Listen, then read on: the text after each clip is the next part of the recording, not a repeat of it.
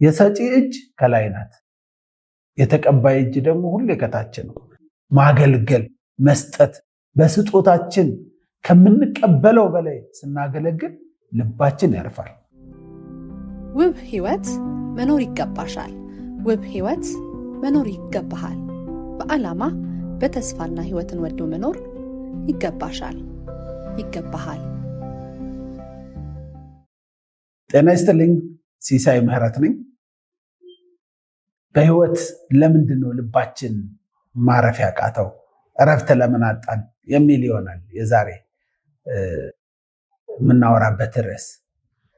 ለምንድን ነው ሰው ሰርቶ ሮጦ ተምሮ በጣም ብዙ ነገር እየሰራ አንዳንዴም ገንዘብ እያገኘ አንዳንዴም አጠገባችን ብዙ ሰዎች ኖረው እረፍት የማይሰማን ነገር ለምንድን ነው? ምንድን ነው የጎደለው ነገር?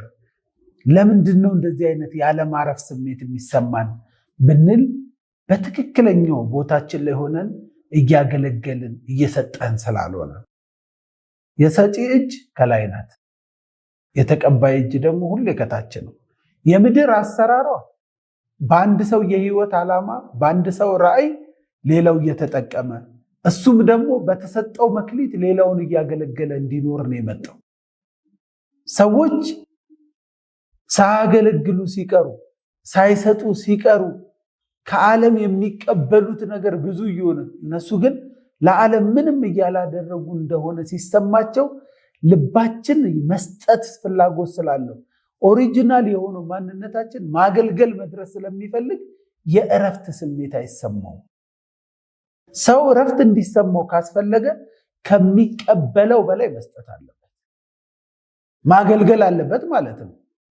በምንም ሙያ ላይ ሁን፣ በሕክምና ሙያ ብትሆን፣ በአርኪቴክትም ሁን፣ መሐንዲስም ሁን፣ መምህርም ሁን፣ ኔትወርክ ማርኬተርም ሁን፣ የትም ቦታ ላይ ሁን፣ የካሜራ ባለሙያ ሁን፣ የጥበብ ሰው ሁን፣ በሌላ ራዕይ የማትገለገል የለህም። ሰው በራሱ ሙሉ አይደለም። አንዳችን ለአንዳችን ነው የምንሆነው። አንዱ ሌላውን ያገለግላል፣ በሌላው ራዕይ ይገለገላል። ነገር ግን የሚያገለግለው እያነሰ እየተገለገለ ብቻ ሲኖር ልብ እረፍት ያጣል።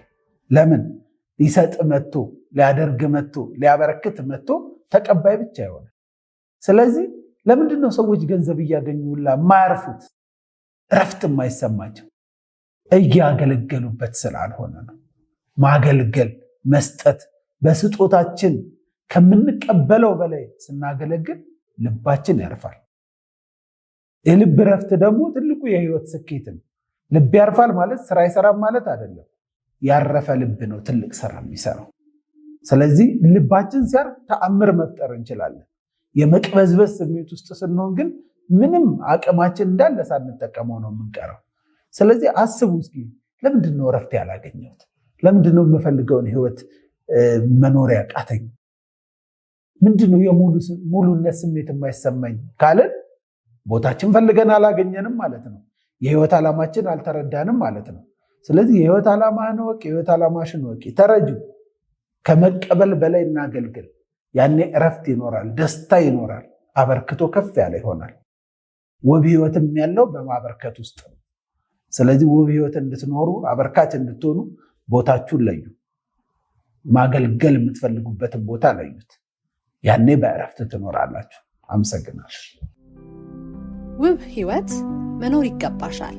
ውብ ህይወት መኖር ይገባሃል። በዓላማ በተስፋና ህይወትን ወዶ መኖር ይገባሻል፣ ይገባሃል።